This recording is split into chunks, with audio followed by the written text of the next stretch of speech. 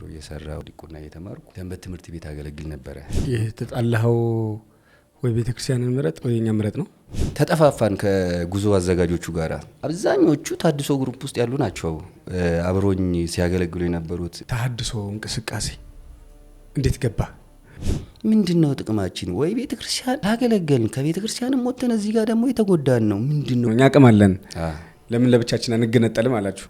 በመረሳት በመዘንጋት ደግሞ በጣም እንዳዘንክ ሰማው። የሆነ ኮሜንት አነበብኩ ከተመለስኩ በኋላ።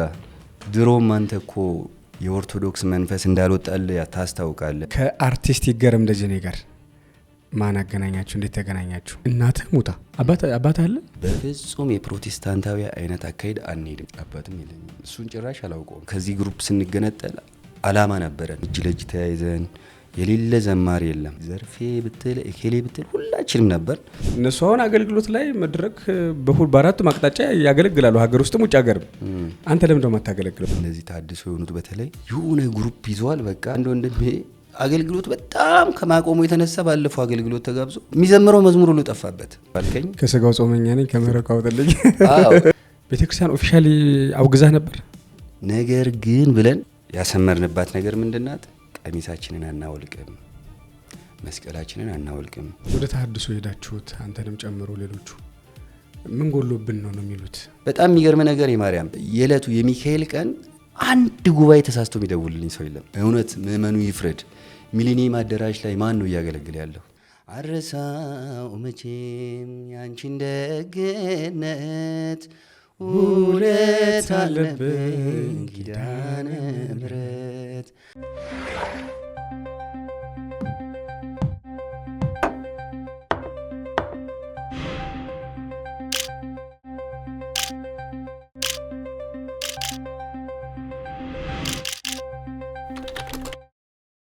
የተወደዳችሁ ኦርቶዶክሳውያን በያላችሁበት ሰላም እግዚአብሔር ይብዛላችሁ። ይህ ሎዛ ፖድካስት በሎዛ ሚዲያ ነው። የዛሬው እንግዳችን ዘማሪ ዲያቆን አዱኛ ፍቃዱ። ብዙዎቻችሁ ታውቁታላችሁ። በኢትዮጵያ ኦርቶዶክስ ተዋሕዶ ቤተክርስቲያን ብዙ አገልግሎት ይሰጥ የነበረ፣ ከዚያም ደግሞ በመሃል ወደ ተሐድሶ የሄደ፣ ከተሐድሶ ተመልሶ ቤተክርስቲያንን እያገለገለ የሚገኝ ወንድም። አረሳውም ያንን ዕለት አልዘነጋው ያን ደግነት እናቴ ሆይ ስልሽ ኪዳነ ምሕረት። ግጥም የሱ ነው። የአርቲስት ይገረም ደጀኔ ዝማሮች በአብዛኛው የበፊቶቹ የሱ ናቸው።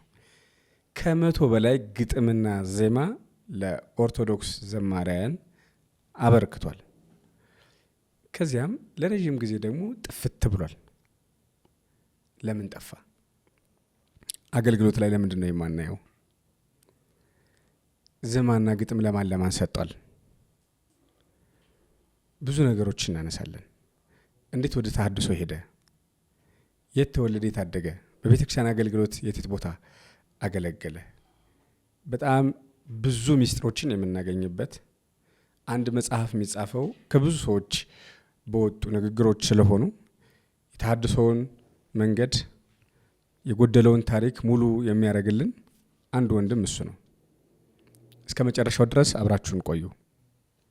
እንዴት ነህ? እግዚአብሔር ይክበር ይመስገን። እንኳን ደህና መጣ። እንኳን ደህና ቆያችሁኝ። ዘማሪ ዲያቆን አዱኛ ፍቃዱ። አዱኛው በአማርኛ ነው በኦሮምኛ ነው? አዱኛ በአማርኛም በኦሮምኛም ያስኬዳል። ስሙን ያወጣችልኝ እናቴ ናት። አዱኛ ያው አጋጣሚ ሆኖ የተወለድኩት ወደ ቦረና ሜጋ ከተማ ናት። እንግዲህ የተወለድክበት ጠፋ? አላጠፋብኝ። ቦረና ወረዳ ልበል ምን እያልኩኝ ከራሴ ጋር እያሰብኩ ነውና ሜጋ እዛ ኦሮምኛ ነውና የምንናገረው። አፌንም የፈታሁት በዚህ አጋጣሚ ኦሮምኛ ነበረ። አዱኛዬ ያው ገንዘቤ ዓለሜ ይተካል ብዙ ነገርና ከዛ አንፃር አዱኛ አለችኝ እናቴ። ስለዚህ በኦሮምኛው ዓለም ገንዘብ ንብረት ነው። በአማርኛው አለው? በአማርኛ ሀብት ማለት ነው። ሀብት ነው። እንደዛ ነው። አዱኛ ማለት ሀብት ማለት ነው። አሁን አማራ ክልል ላይ አዱኛ የሚል በጣም ብዙ ስም ነው ያለው። ከዚህ አንጻር ነው በቃ ያለኝ ሀብት ማለት ነው። ስለዚህ በዛኛው በኦሮምኛውም በአማርኛውም ሀብታም ገንዘብ ማለት ነው። እውነት ነው። ስለዚህ ሀብታም ነህ ግን አንተ? እግዚአብሔር አምላክ የተመሰገነ ይሁን። የጤና ሀብታም ነኝ። በገንዘብ ማይገዛ ማይለካ እግዚአብሔር ጸጋውን ሰጥቶኛል። በሀብት በገንዘብ ማይለወጥ። ስለዚህ ሀብታም ነኝ። በጸጋ በጤና አዎ፣ በእድሜ ሀብታም ነህ። እውነት ነው። ለዚህ ደግሞ እግዚአብሔርን ታመሰግናለህ። እውነት ነው። ትልቁ በጣም ነው የሚገርመው። እግዚአብሔር ይስጥልን በእውነት እንግዳችን ሆነ ስለመጣ ሎዛ ፖድካስት ላይ። እስቲ ከአገልግሎቶች እንነሳና ወደ ትውልድ ቦታ እመለሳለሁ። ዘማሪ ዲያቆን አዱኛ ፈቃዱ ብል ሰዎች በየትኛው ዝማሬና በየትኛው ለሰዎች በሰጣቸው ግጥምና ዜማዎች ነው ሰዎች የሚያስታውሱ? እስቲ ንገረን። አዎ፣ አይ ብዙ ናቸው መዝሙሮቹ፣ ግን ቫይራል የወጡ ዝማሬዎች ይኖራሉ። በተለይ እነዚህ በዓላት ላይ ያተኩራለሁ። ከዛ ባሻገር ግን ምናልባት ሰዎች አንደበታቸው ላይ የሚመጣ አንድ መዝሙር አለ፣ የእመቤታችን ዝማሬ። እስቲ በለው። እልል እላለሁ እልል በሉላት፣ ለጌታዬ እናት እንዘምርላት፣ ምልጃሽ ደግፎኝ ይሄው ቆሜያለሁ፣ ድንግል ለክብርሽ እዘምራለሁ።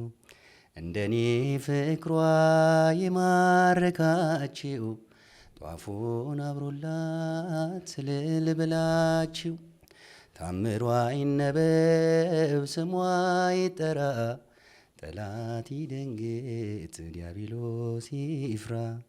እናቴ ማርያም የትህትና እናቴ ማርያም እናት ነሽና፣ እናቴ ማርያም ይናቁሽ ሁሉ፣ እናቴ ማርያም ጽዮን ይላሉ። ይህ መዝሙር ምናልባት ሰዎች በዚህ መዝሙር ያስታውሱኛል ብዬ ገምታለሁ። 100 በላይ ግጥምና ዜማ እንደሰጠ ሰማሁ። ከነዛ መካከል ደግሞ አንዱ የኪዳነ ምህረት ዝማሬ የሙሉ ቀን አረሳውም እንደሆነ ሰማሁ። እስቲ መጀመሪያ አረሳው የሚለውን መዝሙር በዜማ በልልኝ። ከዚያ ስለሰጠኸው አጋጣሚና ስለ ታሪኩ እንሄዳለን። መልካም እሺ። ለሰው ተናግሬ ያልተረዳኝ ሰው እንባዬ በምሬት ከዓይኔ የሚፈሰው የቤቴን ገመና ሁሉን ስነግርሽ አዛኝት ነሽና ራራልኝ ልብሽ አረሳው መቼም ያንቺን ደግነት አረሳው መቼም ያንቺን ደግነት ውለት አለብኝ ኪዳነ ምሕረት አረሳውም ያንን ዕለት አልዘነጋው ያን ደግነት እናቴ ሆይ ምልሽ ኪዳነ ምሕረት እምዬ ሆይ ምልሽ ኪዳነ ምሕረት ስላለኝ ነው ምክንያት። እንዴት ወጣ ይሄ መዝሙር? ግጥሙ እንዴት ሰጠኸው? እንዴት ተገናኛችሁ? ጥሩ ደስ የሚል ጥያቄ ነው የጠየቀኝ። ከሙሌ ጋራ በነገራችን ላይ በአንድ አመት ነው አዲስ አበባ የገባ ነው። እሱ ከጅማ እኔ ደግሞ ከአለታ ወንዶ። እኔ ቁጥር አንድ አልበም ልሰራ እሱም እንደዚሁ ሊሰራ የእንቅስቃሴ ላይ ያለ ስቱዲዮ ነው የተዋወቅ ነው። ኦልሬዲ እሱ ጨርሶታል መዝሙሩን ሰርቶ ማለት ነው። ከዛ በኋላ እኔም የራሴን ስራ እየሰራውኝ ያው የአዲስ አበባ ኑሮ ታውቅ የለ የቤት ኪራዩ ይከብዳል። እንደዚህ እኔ አክስቴ ጋር ነበር የምኖረው፣ እሱም ሰው ጋር ዘመድ ጋር ተጠግቶ እየኖረ ነበርና አብረን ተከራይተን 3 አመት አብረን ኖረናል። እና መዝሙሩ የተሰራው ለሱ አይደለም። መዝሙሩ የተሰራው ዘማሪ በስፋት የሚባል ልጅ አለ፣ የባሌ ጉባ ልጅ። ህይወቱን ነው የነገረኝ መጥቶ በቃ ያለውን ነገር ይሄ መዝሙር ውስጥ ያለው ፍሬም ግጥም እንዳለ የልጁ ህይወት ነው ሲነግረኝ ጻፍኩለት። ግጥሙንም ዜማውንም ሰርቼ ሰጠሁት። በዚህ መሀል ልጁ ወደ ታድሶ ግሩፕ ውስጥ ፈቀቅ አለ። እና መዝሙሩን አይሰራውም ተው እና ቤት ውስጥ እኔ ዘምረው ነበር እና ሙሌ ሰማኝ። አብረን ነው የምንኖረው ብያለሁና እስቲ አዱ እስቲ ይሄ መዝሙር በለው አለኝ ስለለት ለማን ነው የሰራው ሲለኝ ለበስፋት ነው ግን ይስራ አላውቅም። ኧረ በማርያም እኔ ልስራው አለኝ። አጋጣሚ ሆኖ ሙሌ ቁጥር 1 አልበሙን ሰርቶ መዝሙሩ ምንድነው የሚባለው አልተደመጠም። ካሴት ነበርና አንጾኪያ መዝሙር ቤት አሳታሚ ነበረች የአውቶቡስ ተራ። እስቲ ቪሲዲ ሰራና አዳዲስ ዝማሬዎች 1-3-4 ዝማሬዎች ይካተቱ ተባለና ይሄ አረሳውም የሚለው አልበም ውስጥ ተካተተና ቪሲዲ ወጣ። ካሴቱን አነሳለት ማለት በቃ እንደ አዲስ ታወቀ መዝሙሩ። እንዳያችሁት ዩቲዩብም ላይ ከ25 ሚሊዮን በላይ ሰው አይቶታል። እግዚአብሔር ይመስገን ሙሌም በዛ ታወቀ። ማን ነው የሰራው የሚባለውም ነገር ሲመጣ ደግሞ አዱኛም እየታወቀ መጣ። እግዚአብሔር ይመስገን። ከዛ በላይ ደግሞ 25 ሚሊዮን ህዝብ በመዝሙሩ ተጽናና ማለት ነው። የሚገርም ዝማሬ እኮ ነው። አረሳውም ያንንለት ብዙ ሰዎችን ህይወት ነው የሚዳስሰውና ትዝ ይለኛል ኮሜንት ስራ ሳነብ ራሱ ፈረንጅ ቋንቋ ማይችል ራሱ በእንግሊዘኛ በጣም ባይገባኝም ቋንቋ በጣም ልብ የሚነካ መዝሙር ነው ብሎ በእንግሊዘኛ ሲጽፉ ምናምን አያለሁ። ደስ ይላል። እግዚአብሔር ይመስገን። የሚገርም ነው። የግጥምና ዜማ ጸጋ መገለጥ የጀመረው መቼ ነው? ሰንበት ትምህርት ቤት እያለሁ ነው። አለታ ወንዶ እንዳልኩ ሰንበት ትምህርት ቤት እያለሁ በብዙ ውጣ ውረድ ነበር ሰንበት ትምህርት ቤት ማገለግለው። እንዳልኩ ቤተሰቦቼ ከ60% በላይ መናፍቃን ናቸው። እንዳልኩ ደግሞ ቤተክርስቲያን ናት ያሳደገችኝ። በእንደዚህ አይነት ሁኔታ ውስጥ አያቴ ጋር ነበረና አለታ ወንዶ አያቴ ጋር ስማር በዚህ ሁኔታ ውስጥ እየተደበቅኩ ነበረ ሰንበት ትምህርት ቤት ማገለግለው እየሄድኩኝ። አንድ ቀን ድራማ እንደምሰራ ከተማ ውስጥ ታወቀና ቤት ተሰማ። ከዛ ተጣላን። በቃ እናስተምራለን ያለበለዚያ ቤተክርስቲያን ምረት ተባልኩኝ። ትቼ ወጣሁኝ። ሊስትሮ እየሰራው ዲቁና እየተማርኩ ሰንበት ትምህርት ቤት አገለግል ነበረ። ዋና በድራማ ነው የምሰራው። በድራማ ይሄ ተጣላኸው ወይ ቤተክርስቲያንን ምረጥ ወይ እኛ ምረጥ ነው? አዎ በቤተክርስቲያን።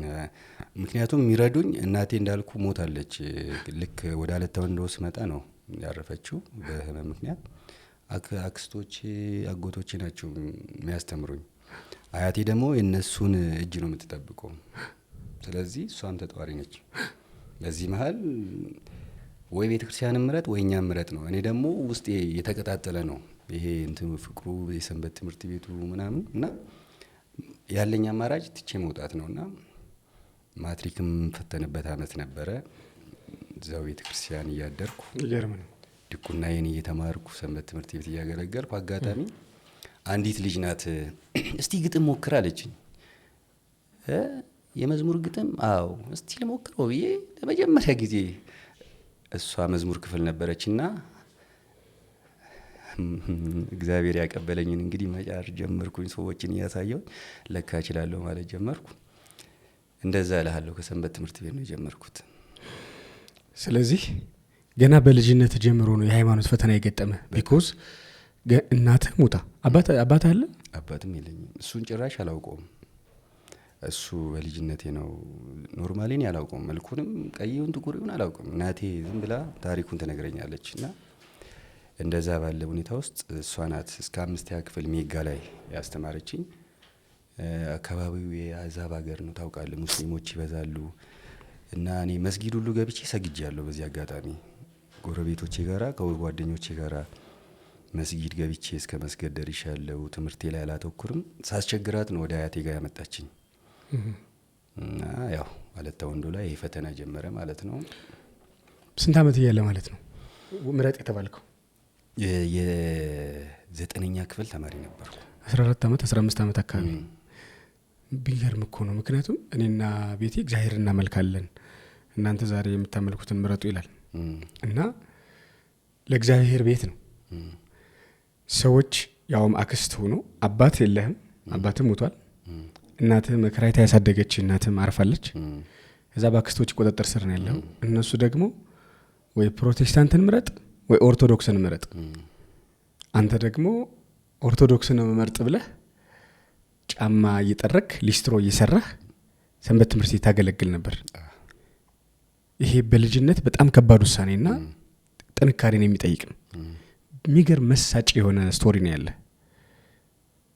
ብዙዎችም ለመስማት የሚጓጉ ይመስለኛል ከዚህ በኋላ ያለው። ጥሩ። ከዛ በኋላ ምን ተፈጠረ? እንዴት ወጣ ከሀገር? ከዛ በኋላ ድቁና ተቀበልኩኝ በ97 ዓመተ ምህረት በረከታቸው ይደርብንና አቡነ በርተለሜዎስ ሐዋሳ ቅዱስ ገብርኤል ገዳም እዛ ነበር የተቀበልኩት። ድቁና ያው የቀደስኩኝ ራሴን ማስተማር ጀመርኩ። ህዝቡ ይወደኛል እንዳልኩ በዝማሬም ስለማገለግል። በዚህ መሃል ውስጥ ነው ማትሪክ ቀረብኝ። ልክ ማትሪክ ሲቀርብኝ ፊቴን ወደ አገልግሎት ሙሉ በሙሉ ወደ ዝማሬው ነው ያዞርኩትና እዘምራለሁ። በጣም ጎበዝ ነኝ፣ አገለግላለሁ፣ ተጋለውና ዘማሪያን ሲመጡ ያበረታቱኛል። እንደ ዛሬው ሳይሆን በፊት ያው በደናው ጊዜ እንደዚህ ታድሶ ምንም አልነበረምና ያሉት አገልጋዮች በጣም ያበረታቱኛል። ካሴት እንድሰራ ይመክሩኛል። እነማን ለምሳሌ የምታስታውሳቸው? አሁን አብዛኞቹ ወጥተዋል። እነ ምር በጋሻው በበፊቱ ማለት ነው። በበፊቱ በቃ የጠፉት ማለት ነው። እሺ። ከምንም በላይ ግን በህይወቴ ውስጥ ለዝማሬ ምዕራፍ የሆኑኝ እጅግ ማከብራቸውና የምወዳቸው መምህር ዘማሪ ቀሲስ አሸናፊ ገብረ ማርያም፣ እሳቸው ሳገለግላዩኝ በጣም ምክር መከሩኝ። ጥሩ ምክር ነው ለኔ፣ መሰረት ነው የሆነኝ ለዛሬ አገልግሎቴ። ከዛ በኋላ እዘምራለሁ፣ ተጋለሁ። እንዳልኩ ሊስትሮ ነው የምሰራው። መዝሙር ለመዘመር ግን ኬት ይምጣ ገንዘቡ? ካሴት ለማውጣት እንደሚባለው ስፖንሰሮች አሉ፣ ካሴት ቤቶች መዝሙር የሚያከፋፍሉ። ያው የግጥምና የዜማ የስቱዲዮ ወጪ ሸፍኖልክ እንደውም ተፈራርመ የተወሰነ ነገር የሚከፍሉ፣ ግን እውቅና ይፈልጋል። ለዛም እኛ ቤት ታውቃለህ ያለው ነገርና ጥሩ ቅን ልብ ያላቸው ወንድሞችና እህቶች ያዩኛል ሳገለግል እዛው አለታ ወንዶ። በተለይ አለታ ወንዶ በጣም ማመሰግናቸው፣ እጅግ ቦታ መሰጣቸው ለአገልግሎቴ ትልቅ ቦታ ያላቸው ምእመን ናቸውና ገንዘብ የተወሰኑ ባለሀብቶች ገንዘብ ሰጡኝ። ከአክስቴ የተወሰነ ገንዘብ እዚህ ያለችው አክስቴ ያለች፣ ከሷ የተወሰነ ገንዘብ አገኘው። የቁጥር 1 አልበሜን ሰራው ማለት ነው። ያኔ 16 ሺህ ብር እንግዲህ 16 ሚሊዮን በለው በቃ ውድ ነው በዛ ሰዓት። ኬት ይመጣል ያበርና ሰራውኝ የመጀመሪያ አልበሜን እላለሁ። ያ ማለት እዝራ ዘማሪ እዝራ ለሚካኤል ባወጣ በአመቱ እኔ ደግሞ ሰራው ማለት ነው። ትዝ ይለኛል እነሱ አጅቦኛል ስቱዲዮ ውስጥ ምናምን 2000 ማለት ነው 2001 አካባቢ 2001 ሊገባ ነው የሰራሁት የመጀመሪያ አልበሜን። ከዛ ወደ ሰፊው አገልግሎት ተቀላቀልክ ማለት ነው ወይ? መቀላቀል ፈተናውስ እንዴት? የማርያም ፈተናው አሁን ነው ፈተናው የጀመረው። እዛ ካለው ፈተና ይልቅ መዝሙር ካወጣው በኋላ ነው ፈተናው።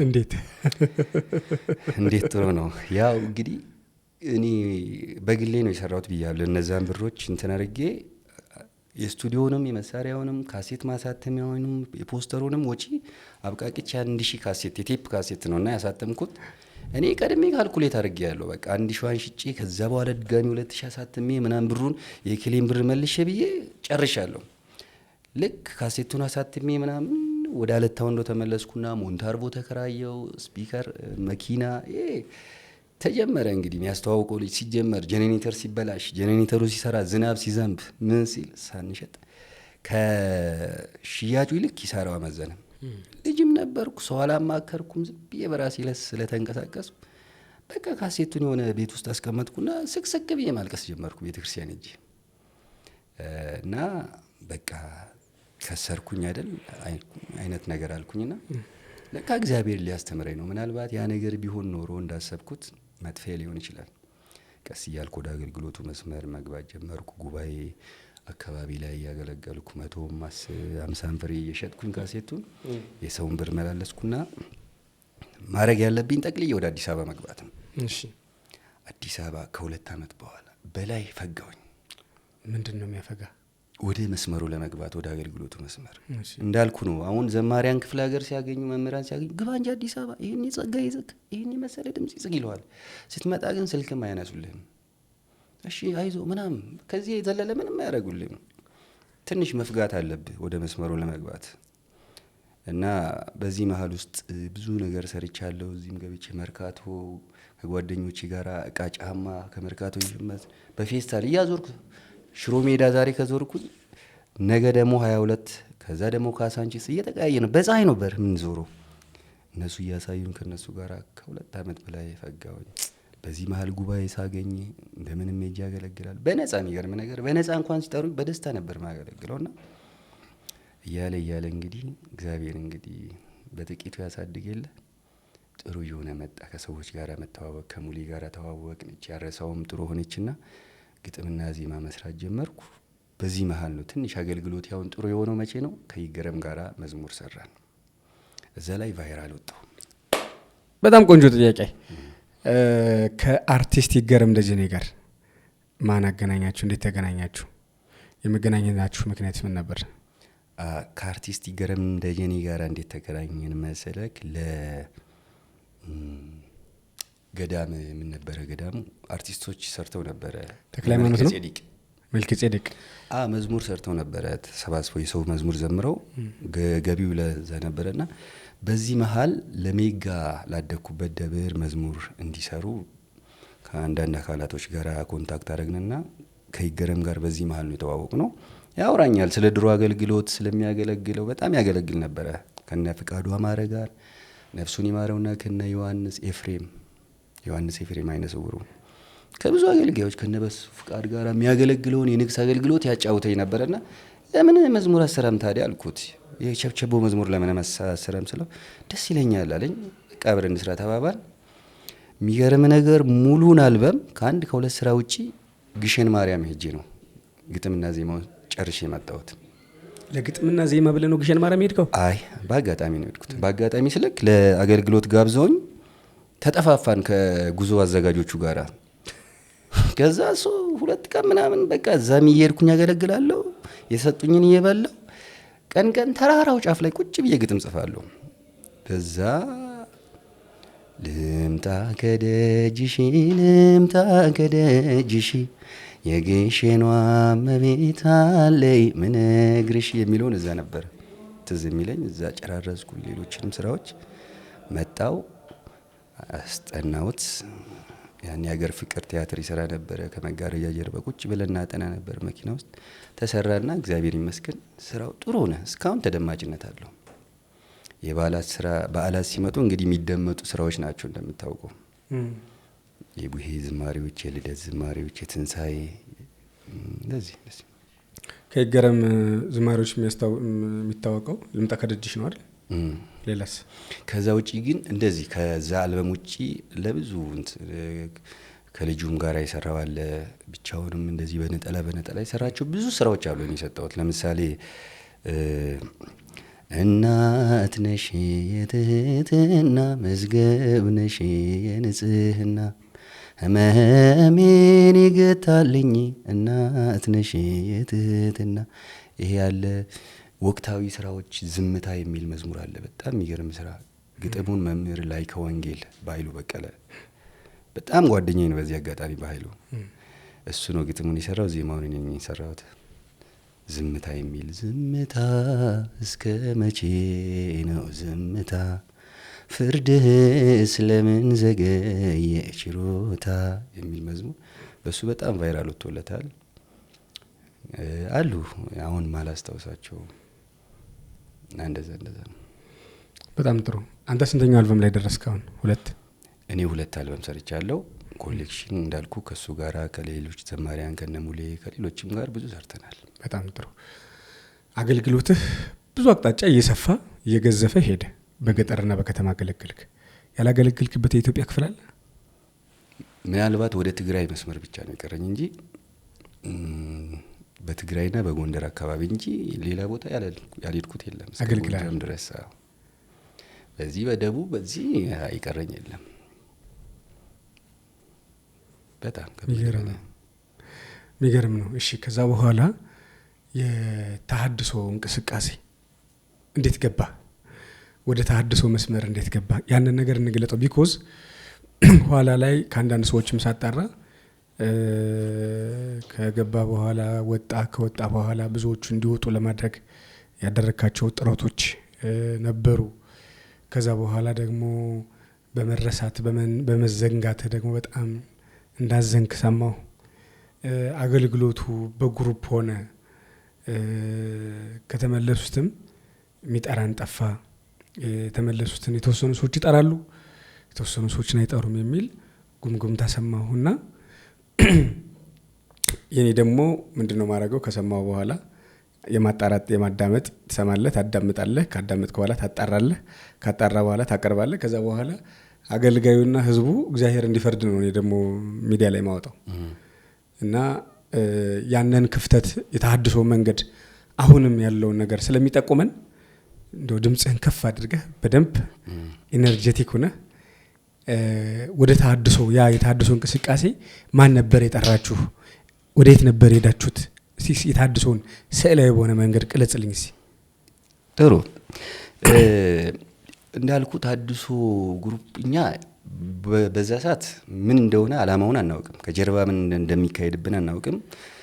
አገልጋዮች እነዚህ ሲነር የሆኑ ትልልቅ አገልጋዮች እንዳልኩ በቤተ ክርስቲያን ውስጥ አብረውን ሲያገለግሉ የነበሩ እኔ አሁን አብዛኞቹ ተሐድሶ ግሩፕ ውስጥ ያሉ ናቸው አብሮኝ ሲያገለግሉ የነበሩት እኔንም አገልግሎት ያስጀመሩኝ ይዞኝ አገልግሎት የሚሄዱት እና እነሱን እያየን ነው የገባ ነው የመጀመሪያው። እነማን ነበሩ አሁን አዳራሽ ውስጥ የሚያገለግሉት? ለምሳሌ ቃላዋዲ ብትል እኛ የምናውቀው ቀሚስ ተለብሶ ቤተክርስቲያን የፈቀደች ቤተክርስቲያን እውቅና የሰጠቻቸው ነው የምናውቀው። እኛ ሄደን የምናስታውሰው የሚገባን መዘመራችን ብቻ ነው። ሌላ ዓላማ አጀንዳውን አናውቅም። ማን ነበራችሁ ሲናስታውሰው? ከዘማሪያን ነው። አሁን እግዚአብሔር ይመስገን አብዛኞቹ ተመልሷል። ለምሳሌ ዘማሪ እጅግ በጣም አከብሮና ወንዶ ከ4 ዓመት በላይ አንድ ግቢ ይኖረናል። ዘማሪ ሰለሞን አቡበከር፣ እስራኤል ሚካኤል፣ ዘላለም ይንገስ፣ በስፋት ትርሃስ እነዚህ የተመለሱ ናቸው። ፍራኦል፣ ሐዋዝ ካልተመለሱት ውስጥ ደግሞ አሉ እነጸዳ ማናት ዘመናዊ ፍቅርተ አንድ ሀና መራዊ እነዚህ አሉ። ሌሎችም አሸናፊ ውጭ ሀገርም ያሉና እነዚህ አንድ ባች ነን። እነዚህ በተለይ እንደውም መልእክተ ዮሐንስ የሚል መዝሙር ያልተመለሱት አሁን አርቲኩሌት ያደረገናቸው እንዴ አሁን ያልተመለሱት ሀና መራዊ፣ ዘመናዊ ፍቅርተ ያው ትዝታው ኦሬዲ እሱ ይታወቃል። እሱ ሙቷል። እሺ ዘርፌ ከበደ፣ ዘርፌ በጋሻው፣ አሰግድ ወደ 7-8 ከሚታወቁት ማለት ነው። እነዚህ ያልተመለሱ ናቸው። የተመለሱት ደግሞ አዱኛ ፍቃዱ፣ ሐዋዝ፣ እዝራኤል ሚካኤል፣ ትራሃስ፣ ዘላለም ይንገስ፣ ስፋት እንደው ማን ጠቅሳቸው አሉ። በጣም እንደውም እነዚህ የጠቀስናቸው በመዝሙር ስለሚታወቁ እንጂ አሉ በጣም ብዙ ሌሎችም። እነዚህ ናቸው። እሺ ሄዳችሁ እዛ ምንድን ነበር ሲከናወን የነበረው? ጥሩ ሲከናወን የነበረው እኛ እንዳልኩ ነው አዳራሽ ውስጥ ነው የምናገለግለው። ያለው ሁኔታ ያው እንግዲህ አገልግሎታችን ነው ስራችን። እዛ ጋር ደሞዝ የሚከፍለን የለ፣ የቤት ኪራይ ያለ፣ የታክሲ ያለ። ኢቭን አገልግለን ስንወጣ በእግራችን ነው። እኔ አሁን ሰፈር 4 ኪሎ ነበር። ከ22 እስከ 4 ኪሎ በእግሬ የመጣሁበት ጊዜ አለ። ምንድነው ጥቅማችን? ወይ ቤተ ክርስቲያን አላገለገልን፣ ከቤተ ክርስቲያንም ወጥተን እዚህ ጋር ደግሞ የተጎዳን ነው ምንድነው ብለን አስተዋል ተሰባሰብንና ራሳችን ደግሞ ሌላ ተሐድሶ ግሩፕ አቋቋምን ማለት ነው። ከዛ ውስጥ ፍኖተ አቦ የሚል የዘማሪያን ህብረት አቋቁመን ተገንጥለን ወጣን። ጭራሽ ከተሐድሶ ውስጥ ሌላ ተሐድሶ የዘማሪያን ህብረት ሌላ እርስ በርስ ተፈላፈላችሁ ማለት ነው። በቃ የዘማሪያን አመጽ በለው በቃ ተባለ። ምክንያቱ ምንድነው?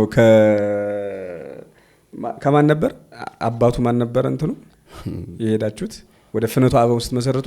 ከማን ነው የተገነጠላችሁት? በተለይ አብዛኞቻችን ቃላዋዲ ነበር የምናገለግለው። እሺ ከቃላዋዲ ወጣችሁ ወደ ፍኖተ አቦ ገባችሁ። ቃላዋዲ የሚመራው በዛ ሰዓት ማን ነበር? አሰግድ። ዘርፌ ነበርሽ እዛ? አዎ ሁሉም አሉ። በጋሻውም አለ። እሱ አልፎ ነው እንጂ እሱ የራሱ እንትን ላይ ነበር። ሌላ ትዝታውም ሌላ። ኦኬ በምን ይወጣችሁበት?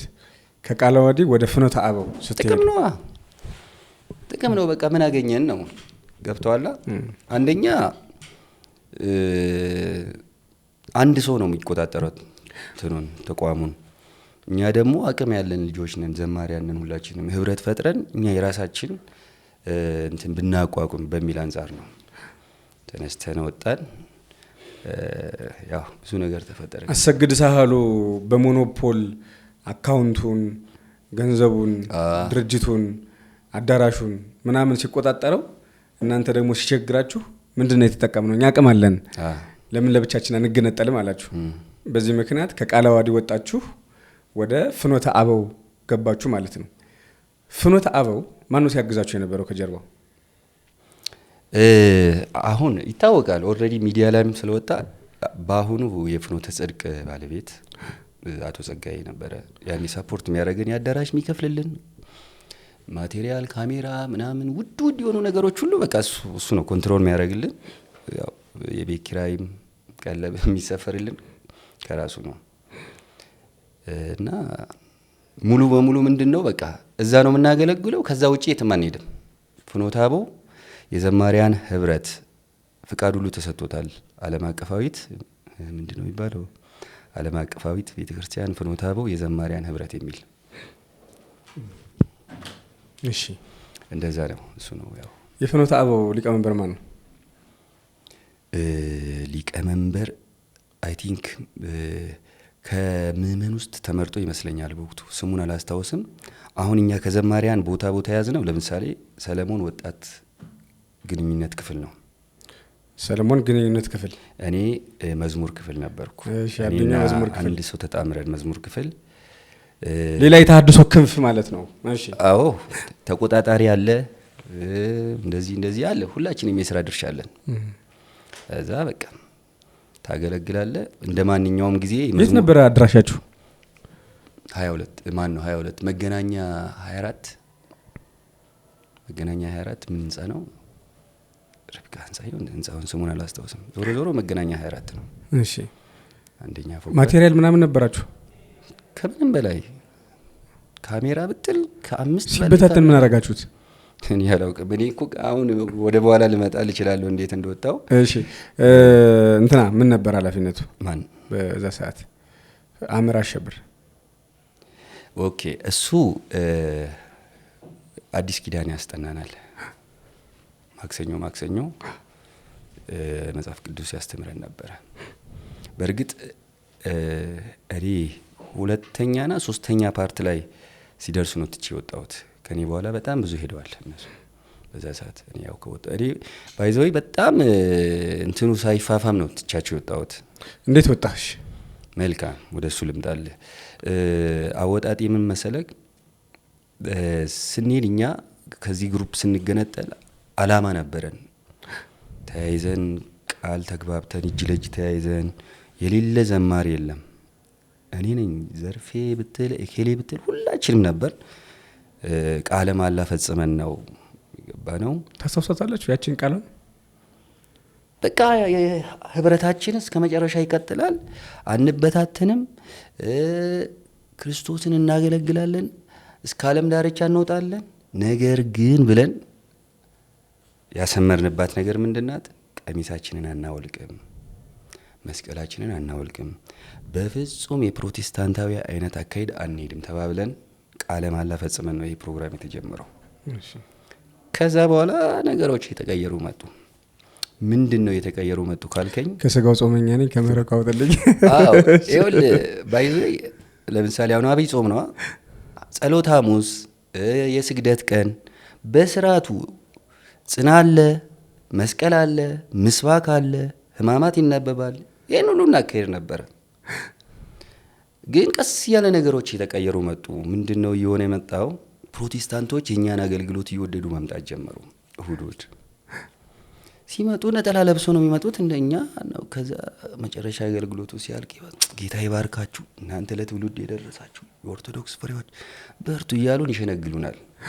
እያሉ ቀጣይ ሳምንት የጌታ ይባርካችሁ ያለችው እህት ቀጣይ ሳምንት ስትመጣ ያው እኮ ጌታን ነው የምታገለግሉት እኛም ጋር ለምን አትመጡም ማለት ተጀመረ። እየተባለ ማን መውጣት ጀመረ? አንዳንድ አገልጋዮች መውጣት ጀመሩ። ለምሳሌ እነ ዘርፌ ምንድነው የሚባለው? መቀላወጥ፣ ጎረቤት ጋር ሄደ እንደ መቀላወጥ ማለት ነው። እዛ እየሄዱ በድብቅ ማገልገል ጀመሩ። ጸሎት መካፈል ጀመሩ። አዳር ፕሮግራም እያሉ የሆነ ሰዓት ላይ ምንድነው ጸሎቱ ቢቀየርሳ መዝሙር በስፒከር ከፍተን ብንጸልይሳ ማለት ተጀመረ። አንደኛው ሲቃወም አንደኛው ይሁን ይላል። ደግሞ ሌላ ይመጣና ሌላ ሳምንት በልሳን ብንጸልይሳ ምን ችግር አለው? ከዛ ፕሮግራሙ ከመጀመሩ በፊት ዋናው አዳራሽ አለ። አሁን አንተ ልክ እንግዳ የምትቀበልበት ቦታ የሆነ እንትን ቤት አለ። ከመውጣታችን በፊት ይጸለያል። ዘጋ ትንፈራፈራለች፣ ታለቅሳለች። እዚህ ጋር ይዘምራል፣ ዘጋ ይስቃል፣ እዚህ ጋር ይለፈልፋል። እኔ ውስጤ በቃ ይጨንቀኛል። ምንድነው እንደዚህ አይነት ስርዓት? እንዳልኩ ሰፈሬ ቅድስት ሥላሴ ቤተክርስቲያን ባለወልድ ቤተክርስቲያን ጀርባ ነው። ጠዋት ስወጣ አቡነ ዘበሰማያት ሰላም ለኪ ደግሜ ነው የምወጣው። ግን መንፈሴ ይረበሻል ውስጤ። ብታምንም ባታምንም እዛ ውስጥ ሆኜ ስለ እመቤታችን ቅድስት ድንግል ማርያም ግጥምና ዜማ ሰራ ነበር። እዛ ሆኜ አሁን ዘማሪ ሙሉቀን ከበደ መቼም የእመቤታችን ዝማሬዎች ጥቀስልኝ ካልክ የእሱ ዝማሬዎች አጠቃላይ እኔ የሰጠሁት ነው። አረሳውም ተባለ እንጂ ካረሳውም የበላለጡ ስራዎች አሉ። አሁን ትዝ ይለኛል እዛ ፍኖተ አበው እያገለገልኩ የጻፍኩለት እንደ ትላንትና ካፌ ላይ አይጠፋም የስምሽ ምስጋና እንደ ልጅነቴ እና ገብቷላ። ግሩም ነው።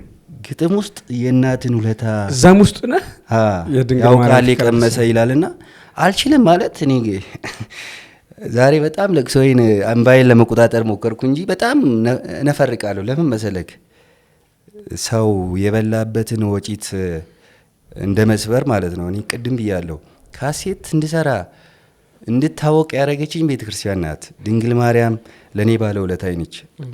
ለራሴ ባልዘምረውም ገብቷላ የኔን ህይወት በሰው መዝሙር ውስጥ ነው የምገልጸው። እና የሆነ ኮሜንት አነበብኩ ከተመለስኩ በኋላ ድሮም አንተ እኮ የኦርቶዶክስ መንፈስ እንዳልወጣልህ ታስታውቃለህ እና ትቀፈኝ ነበረ የሚል ከተመለስኩ በኋላ ነው ይሄ ነገር የተጻፈውና በቃ ወጣሁኝ። ምንም አልወሰንኩም። ቤተክርስቲያንንም ደብዳቤም አላልኩም። ቀጥታ ወጣሁኝና የመጀመሪያ እርምጃዬ ፌስቡክ ላይ ነው የጻፍኩት። እነሱ ሳትነግር ማለት ወጣሁኝ። በቃ እንደውም መዝሙር ክፍል እኔ ነበርኩ መመድበው። ደግሞ የሰማሁት ምንድነው ባለወልድ ጀርባ ነው ቤት አሉ። በባለወልድ በኩል አድርገህ ወደ ቃለ ዓዋዲ ስትገባ ባለወልድ ላይ ቆመህ አቡነ ዘበሰማያት ብለህ ትሄድ ነበር አሉ። እሄዳለሁ። አዎ ያም ነው መንፈሱ ይዋጋቸዋል። ገብቷል። አቡነ ዘበሰማያት ቀላል ጸሎት አይደለም ባይዘው እና እሺ እንደዛ አድርጌ ነበርና ሁሌ የምመለሰው መዝሙር እኔ ነበርኩ መመድበው። ስልኬን ቢደውሉ አላነሳውም። በቃ ጸጥ አልኩኝ። ፌስቡክ ላይ የተለቀቀውን ነገር አዩና ደወሉልኝ። የማንንም ስልክ አላነሳውም። በዚህ መሃል እግዚአብሔር ይስጠው መምህር ንጉሱ አለሙ አገኘኝ። አዱኛ አለክ ታገለግላለህ አለኝ። ማገልገል አላገለግልም እንዲሆኝ ነበረ መምህር እና አሁን መመለስ ፈልጋለሁ። ኦሬዲ በፌስቡክ ጽፌያለሁ፣ ግን ኦፊሻሊ ቤተክርስቲያን ይቅርታ እንድታረግልኝ መመኑም እንዲያውቅልኝ ፈልጋለሁ ስለው ጥሩ የፊታችን እሁድ እኔ ጋር ትልቅ ፕሮግራም አለ፣ ጳጳሳቶች ይገኛሉ፣ የቤተክርስቲያኗ ሚዲያ ስለምትገኝ እኔ አመቻችላለሁ አለኝ። እግዚአብሔር ሲረዳኝ በመወደው በአባቴ ቀን በቅዱስ ሚካኤል ቀን ነሐሴ 12 ደብረ ታቦር ነበረ አቡነ መቃሪዎስ ባሉበት 12 ማለት ነሐሴ 12 2000 ስንት ዓመተ ምህረቱን አሁን ግራ ይገባኝ። ቢያንስ 7 ዓመት ምናምን ይሆናል። 2010 11 12 እና ይቅርታ ጠየቅኩኝ። እንዳልኩ ነው ከልብ ስትመለስ ፌክ የሆነ ነገር አይደለም። ህዝቡን ሳይ እኔ እምባዬ ነው የጎረፈው። የት ነው ገነተ ኢየሱስ? አይ ጋራው ሚካኤል እዚህ ወደ ምንድነው የሚባለው አዲሱ ገበያ አለፍ ብለህ ጋራው ሚካኤል አለ ተራራው ላይ ያለው እዛ ጋር እና እግዚአብሔር ሲረዳኝ እሳቸው አላቆም ጋራው ሚካኤል ታውቃል። በዚህ በቀጨኔ በኩልም ያስኬዳል ወደ ላይ ጫፉ ላይ ብፁዕ አቡነ ሕርያቆስ መቃሪዎስ ነበሩ። ሌላስ ዘማሪያን ለምስክርነት ዘማሪ አቤል መክብብ እነ ዘማሪ ሳምሶን ነጋሽ ነበሩ። ሌላ ብዙ መምህር ያረጋል ነበረ። ያረጋል አበጋዝ እሺ። እና በቃ ምን አለ ያረጋል? አይ በቃ በጣም ነው ደስ ያላቸው። ማለት ከልቤ ነበረ ማይክ ይዤ ህዝቡን ሳይ ነው ያለቀስኩት። ገብቷል። ያ ነገር ከብዙ አመታት በኋላ ነው ያን ነገር ያየሁትና ህዝቡ ከኔ ጋር ስቅስቅ ብሎ አለቀሰ ገና ስናገር እና አባታችንም ደስ አላቸው በጣም። በእውነቱ እንደው ቪዲዮውን ባገኝ በልክል ደስ ይለኝ ነበረ። በእውነቱ ዛሬ ከምንም በላይ ደስ ብሎኛል ነው ያሉት። በጣም ነው ደስ ያለኛሉ። በቃ ተናገሩ። የቤተ ክርስቲያኗ ሚዲያ ነበሩ ጋዜጠኞች ቀርጸውት ስለነበረ ዜና ላይ ለቀቁት። ኖርማሊ ሁሉም ሰው አወቀ። በቃ ዜና ላይ ሲለቀቅ አወቀ። ቤተ ክርስቲያን ይቅርታ እንዳደረገችልኝ እግዚአብሔር ይመስገን። ከዛ በኋላ አገልግሎቴን ማገልገል ጀመርኩኝ እላለሁ። ምንድነው ፈተናው? ከዛ በኋላ ደግሞ እዛ ያሉት ይዋጉኝ ጀመረ።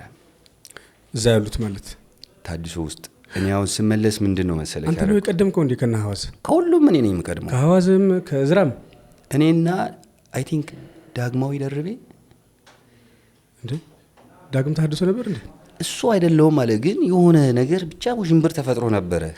ደብዳቤ አይነት ነገር ይሁን አላውቅም። ብቻ ግን ዞሮ አንተ ነው የምትቀድመው። እኔ እቀድማለሁ። ምክንያቱም ይኸውልህ የምትላቸው ዘማሪያን አጠቃላይ እና ታዲያ እንዴት ነው ከና ሐዋዝ ከነዝራ ከሌሎችም ቀድመህ መጣህ? እነሱ አሁን አገልግሎት ላይ መድረክ በአራቱም አቅጣጫ ያገለግላሉ፣ ሀገር ውስጥም ውጭ ሀገርም። አንተ ለምን ደሞ አታገለግለው? ያ ነው ለኔም ጥያቄ የሆነብኝ ነገር ያ ነው። አሁን በጣም ሰዎች ምንድነው ነው የሚሉ ስጠይቃቸው እኔ አላውቅም። እግዚአብሔር በሚያውቀው የሚሰጡ ምክንያት ንገረኝ እስቲ ዝም ብለህ። ምክንያቱም አሁን እየሰማ ያለው አገልጋዩ ምእመናን ይሰማሉ። ይኸውልህ እኔ አሁን ቅርቤ ከመላችሁ ሰዎች ነው እንግዲህ የምጠይቀው።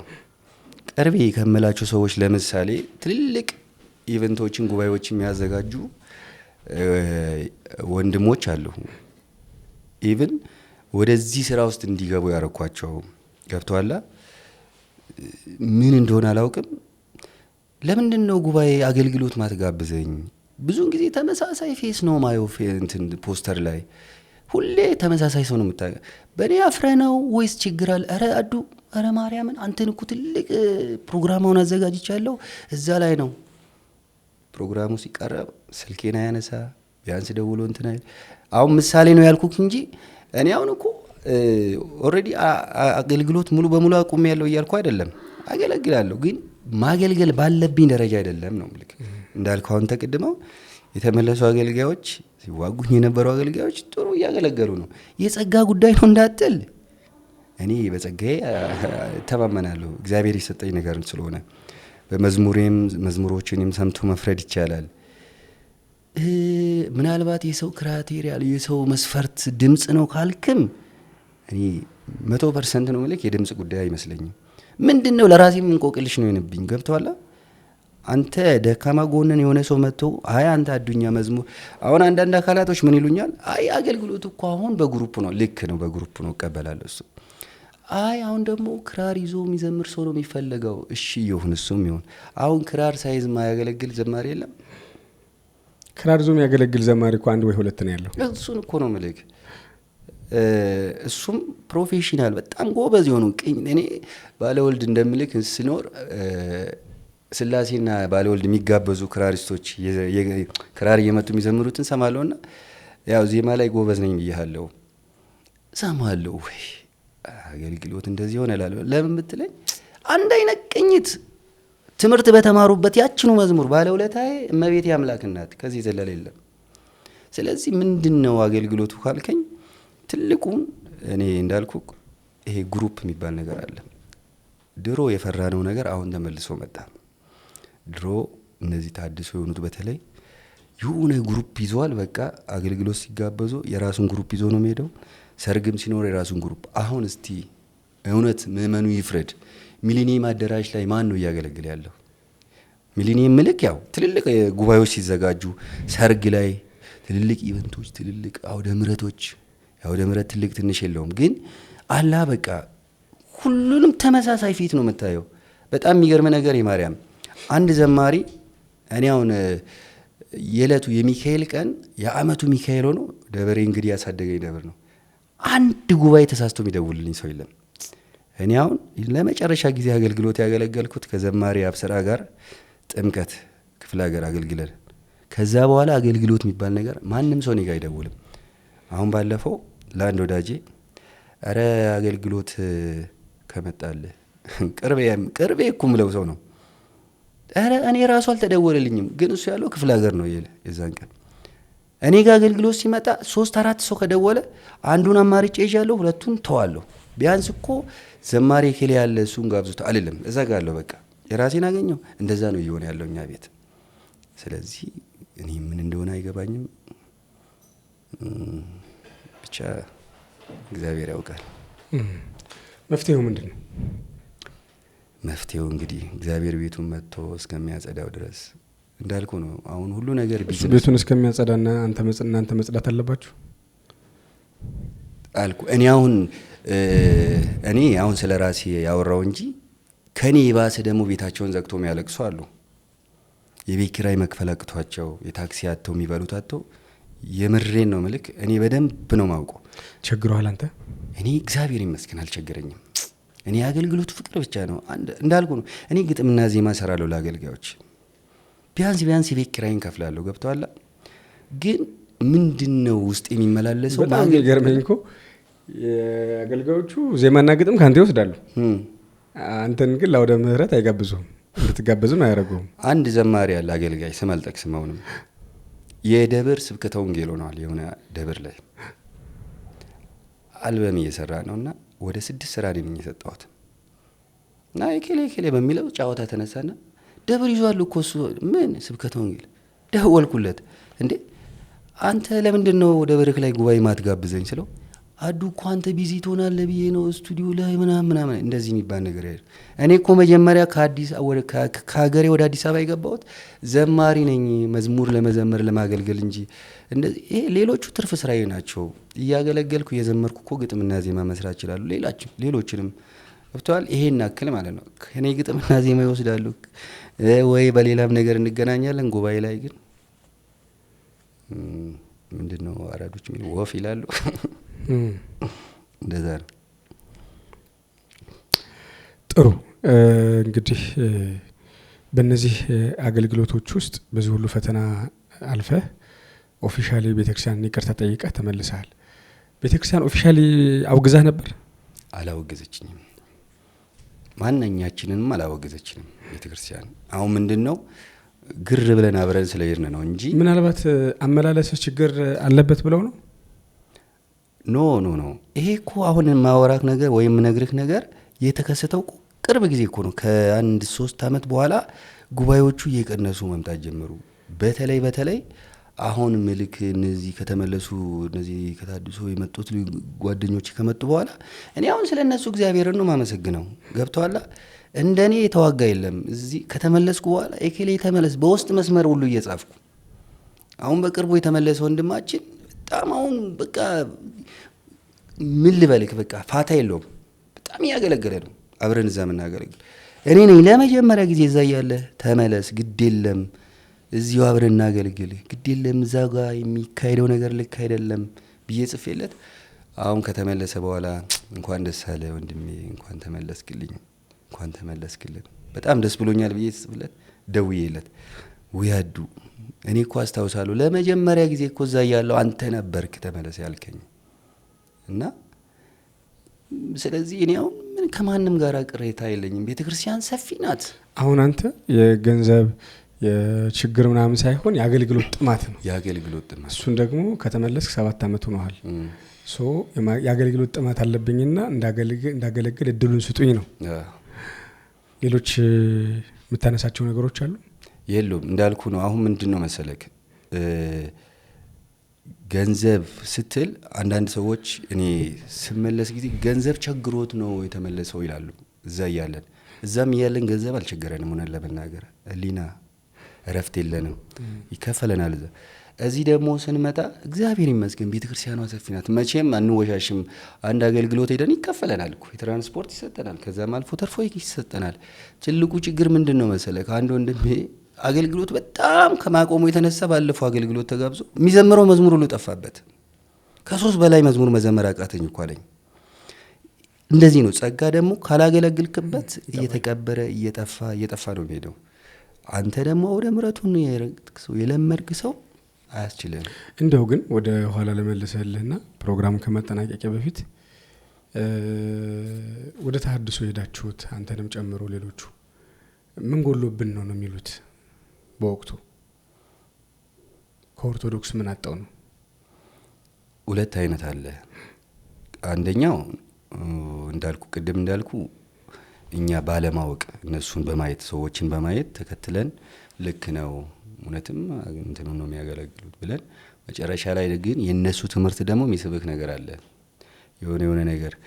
ሌላኛው ግን በጣም አጀንዳ ይዞ የሚመጡ በትክክል አጀንዳ። እኔ በዚህ አጋጣሚ አንዴ ምንድነው የሆነው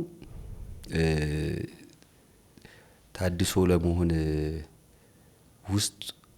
ውስጥ ሆነ ነው ወይስ ውጪ ወጥተ ነው ማገልገል የምትፈልገው ያለኝ ሰው አለ በስልክ። ያ ማለት ውስጥ ሆነው ቀሚሳችንን ለብሰው መስቀሉን ይዞ በደንብ አድርገው እየሰሩ ያሉ ሰዎች አሉ በዓላማ። ከውጪ ደግሞ በቃ እንዳልከው ኢየሱስ ገብቶኛል ብሎ ለይቶለት የወጣ ሰው አለ። እንደኔ አይነቱ ደግሞ ሳያውቅ በሰዎች ተመርተው በቲፎዞ እንደዛ ነው። ስለዚህ ሲገባችሁ ተመለሳችሁ። ጥሩ። አሁን ባለው በአገልግሎቱና በአገልጋዩ ላይ ቢስተካከል ብለህ የምታስብ የሚስተካከል ስርዓት የለም፣ የሚስተካከል ዶግማ የለም፣ ቀኖና የለም፣ ትውፊት የለም። ነገር ግን ምግባር ሊሆን ይችላል ወይም የአገልግሎት አብሮ መሄድ ሊሆን ይችላል።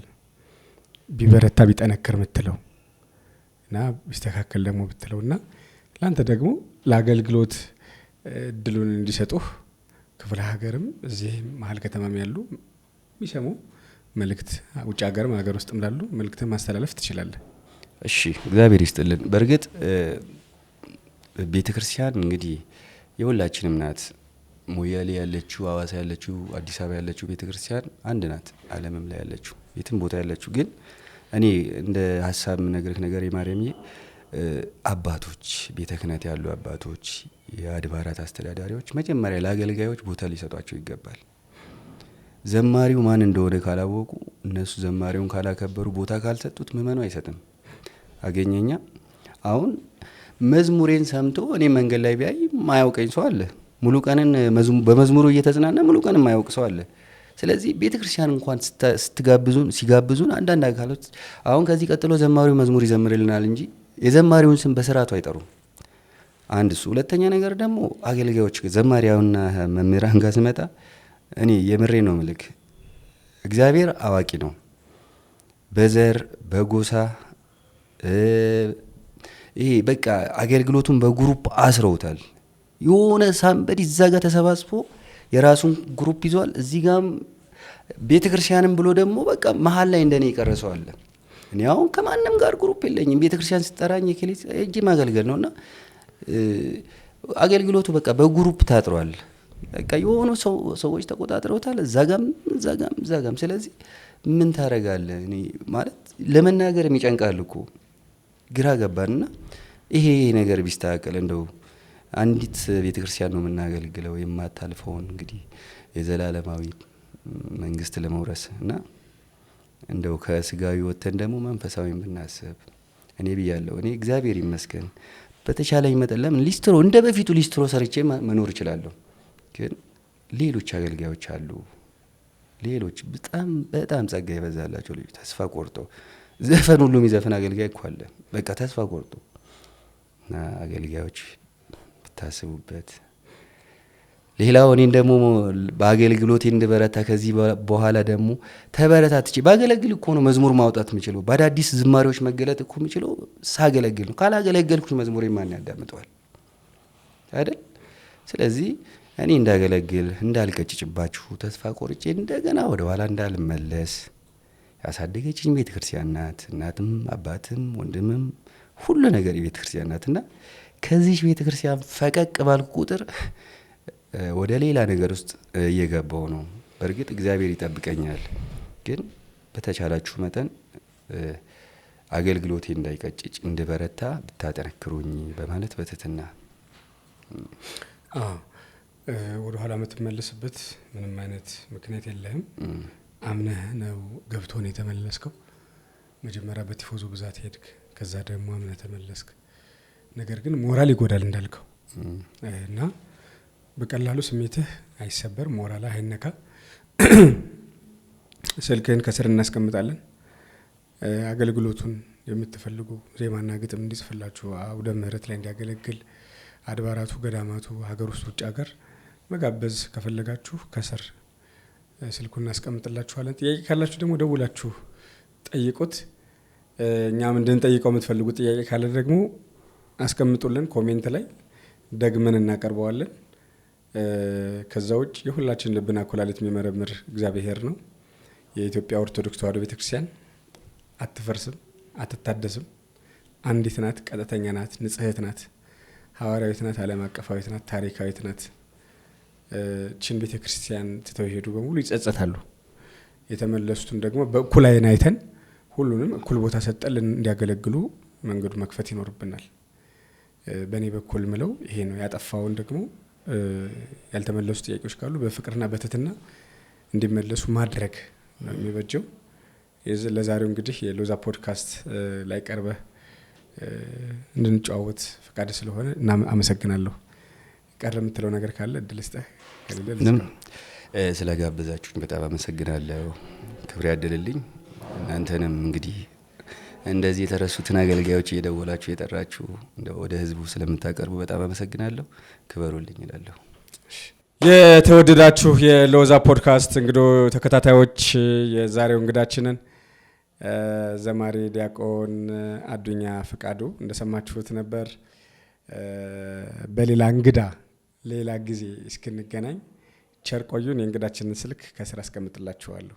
በአንደበት ብቻ ማርያም ማርያም ማለት ማርያም ማርያም ማለት የላይ የላይ ብቻ ማርያም ማርያም ማለት ማርያም ማርያም ማለት በሕይወት ካልኖርኩት የልሳኔን ዜማ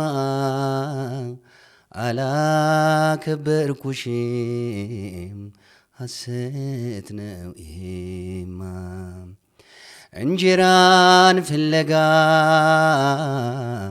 ታይቶ ለሚጠፋው ሳያምን ከልቡ ማርያም ማርያም ሚለው ሰውን ለማስደሰት አይደለም ጠራሽ የሽንገላ ምላስ አይንደፈኝ ጭራሽ ያለሽንስ ክብር ያንቺን ቅድስና ከገብርኤል ብስራት ተምሬያለሁና ዝማሬ ይሁን የወጣ ከነፍሴ ከጥቅሜ ላስቀድም የእናቴን ውዳሴ በአንደበት ብቻ ማርያም ማርያም ማለት ማርያም ማርያም ማለት የላይ የላይ ብቻ ማርያም ማርያም ማለት ማርያም ማርያም ማለት በሕይወት ካልኖርኩት የልሳኔን ዜማ አላከበርኩሽም፣ ሐሰት ነው ይሄማ። ስምሽን ለሽፋን